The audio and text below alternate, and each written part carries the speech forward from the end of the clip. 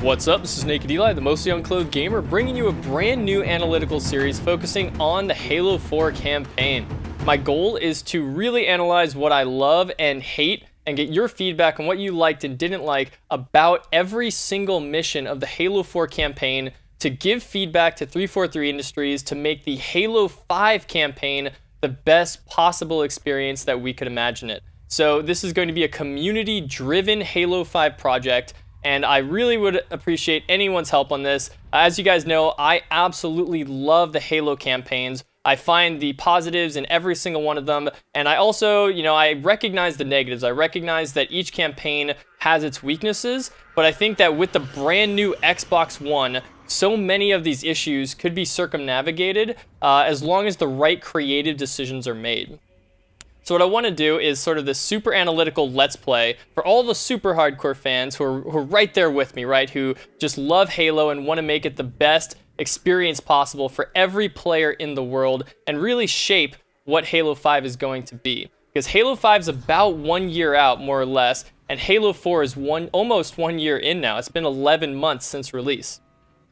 So one of the first things, I'll get right into it, because this is the first mission. We're going to have a long intro and just talking about the beginning of the campaign in general, is I love the return of Cortana.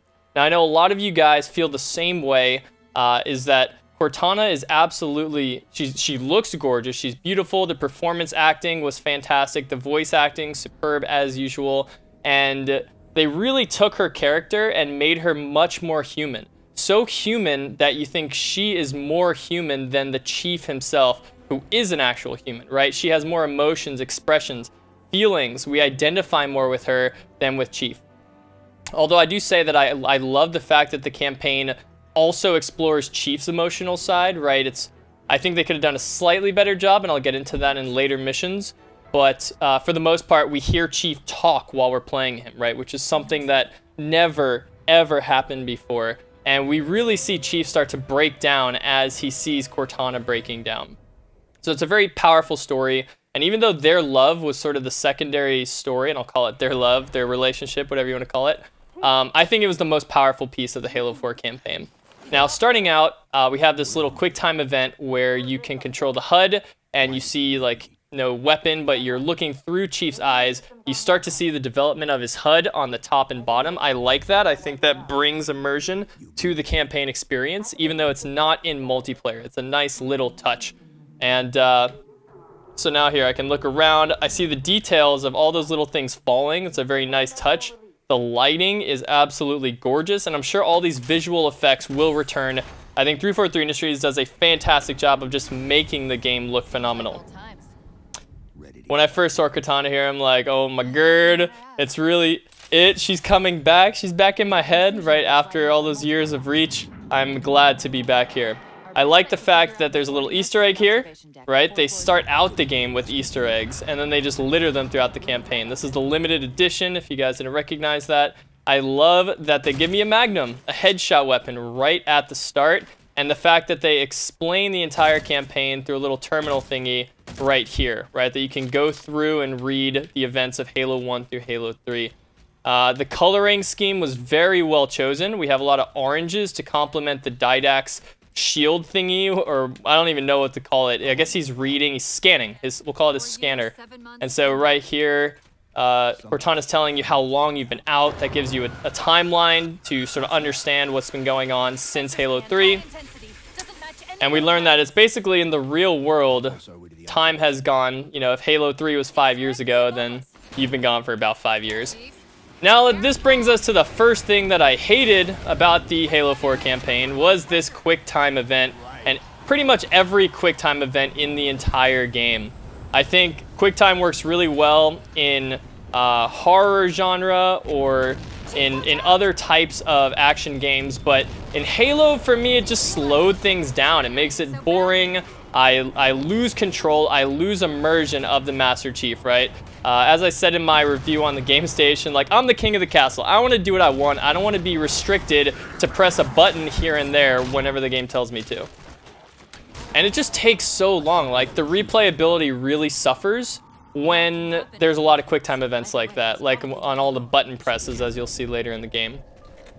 Second thing I hated was Cortana's explanation of what's going on right there. You couldn't hear it because, you know, obviously my audio is a bit louder than the game audio, just so you can understand what I'm saying. But Cortana asks what happened, or sorry, Chief asks what happened in the last 4 years. Why are we fighting Covenant? And all Cortana says is a lot can happen in 4 years. And it's like, why? Why, see, these are the grunts that mess up speedruns. They just hide in the corner so that you can't do it. I know we're not speedrunning, but I definitely ran into several of those when I was trying to get the Dawn speedrun for you guys, oh so many months ago. So I do like pressing this little screen when there's like no action going around. I'm fine with that. What I don't like are QuickTime buttons that are like in the middle of all the action, as we'll see in, I think, Forerunner for the first time, or even in the second mission. I love the visual representation that they have on this mission. Even though it is a very small linear mission, if you think about it, you're very restricted in a lot of these areas. They create sort of little mini multiplayer maps for you, which is, you know, kind of cool, but honestly, there's not too much going on here. The battles are mostly the same every single time. Your weapon choices are mostly the same every single time. And I think that that's, I don't know, I have mixed feelings on it because it is a beginner mission. So I want it to be simple. I don't want them to introduce all these complicated weapons and vehicles and navigation and all that. But I always like meaningful choices in my games. I like having multiple pathways to kill them. Like there's a ton of grenades in that room, so that's a good alternative. Come on, door. Sometimes the door glitches. And sometimes I forget to kill some enemies. Okay, here we go. That just activated the dialogue. So, here we go. Bad glitch. Get rid of that stuff. Now, they've had a lot more time to work on Halo 5 with the Xbox One. So, I am a firm believer that Halo 5 will be a vast improvement over all the issues that we saw with Halo 4 in terms of its lack of polish in certain areas of the game. Right, a lot of the visual features that they have concerning the Halo 4 campaign were shortcuts. Like, if you got a camera, right, this is why they didn't put in theater mode, I think, and as most people agree with that, is because if you got the camera outside of this wall, for example, you would see, like, nothing. There's literally no vista, no space, no other pieces of the station. They kept you on a linear path to be able to exploit these shortcuts of visual beauty, which some people are impressed by the shortcuts and are like, wow, given so few resources and so little time with such a growing studio, it's really impressive that you did this. And I agree with that. Like, this game looks incredible for the manner in which they built it. But I hope that in Halo 5 they will not exploit as many shortcuts since they have more money and more time and just more teamwork. Really? Come on, Mr. Grunt. What'd I do to you? What'd I do to you? And obviously, this is going to be a much safer legendary playthrough than you're used to in my speedruns, because we're just talking and hanging out, and I'm grabbing ammo safely whenever I want to, and taking time to get my shields back instead of charging in like a madman at every turn. Now, something I like about this first mission, there's two things actually. One is that it reminds me of the Pillar of Autumn. It's like a very good basic introduction to new players of the game.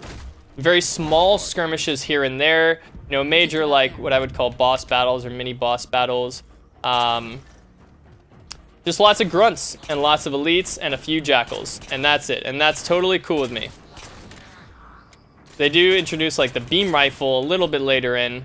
You know, nothing too crazy. I still think it's absolutely fine. I think the onboarding for Halo 4 was very well done. Onboarding being the idea that when you have new players, you need to get them into the game, understanding just the basic controls and all that. So maybe I'm biased because I'm an experienced player, but I think Halo 4 did a good job of that. All right, buddy. Oh my God, I suck at sticking. I suck at sticking. There we go. So fun little skirmishes. I like that Pillar of Autumn. I like that Dawn reminds me of the Pillar of Autumn and that it has all of these small skirmishes. Really well done. What else is there? Space battle. Okay, I like the fact that the audio kicks in here. Makes me feel like I'm in this sort of cool new experience. I don't know about like switching up the gravity on new players since they're just getting used to the controls, but I don't think it's really that big a deal. As a speedrunner, I like that I can just bypass this entire section, but I don't like the fact that this whole area over here, look at the beam rifle trying to get me, you know, it's non-existent. Like, it doesn't play any role. I think it's supposed to play a role if after you hit the objective, you run straight to the next, the button or whatever. Whoop. Like this. See, I already know that after I press this, I'm going to have to go over to here. I'm going to have to press this button. And that skips all the phantom drops here. But I've literally never once had a battle on this side of the map. Ow. I got shot. I got shot 9 times. Woo! Unblock missile door. Current objective. Playing during the cutscene. A little glitchy there. Alright, something I hate, and I've always hated, is unskippable cutscenes. I can't skip this. There's no button I could press. I absolutely hate that. Slows down the game. Sucks for replayability. Sucks for speedrunning. And look at these explosions. That is awful, awful explosions. I think they'll fix that with the graphics because I don't have to take shortcuts on the Xbox One, but still, the explosions sucked in this game as a trade-off for, I guess, how good everything else looked.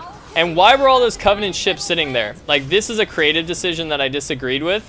All those, what are they, assault carriers or cruisers were just sitting there and didn't even shoot at me, didn't, like, drop off enemies. They weren't fighting other UNSC.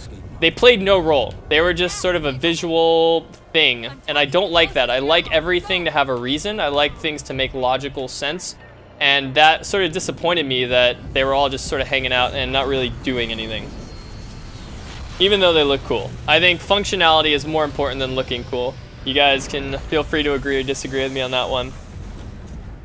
So this is sort of the escape and running part. I love this. I love that everything's blowing up right here, like the floor drops. It's a really nice touch. And then you see all these grunts explode down onto the ground. And you really feel like you need to get the heck out of here. This is something that Pillar of Autumn didn't really have, right? There was no impending sense of doom. And even though it's not a real timer, still, I enjoy it. It's a very nice touch. It's a nice touch also that the Covenant are just getting absolutely destroyed and they're like really sad and weak and depressed. Like, I kind of feel for that guy, you know? They made me feel a lot in this game, and I really like that. So once we go to the ending, that's going to be the end of the mission. So to sum up, summary of what I loved was Chief's basic movement really felt like Halo. I love seeing Cortana again, and I love the nostalgic feel that this first mission gave me. And I think that these are all good things to focus on in Halo 5. Summary of what I hated is the QuickTime events. Please remove those and never bring them back. I hated how Cortana barely explained what was going on. They really need to explain the story better. I hate unskippable cutscenes. Please never use those ever. And I hate how bad the explosions look. But I think that will be fixed by the graphics engine. So let me know your thoughts in the comments.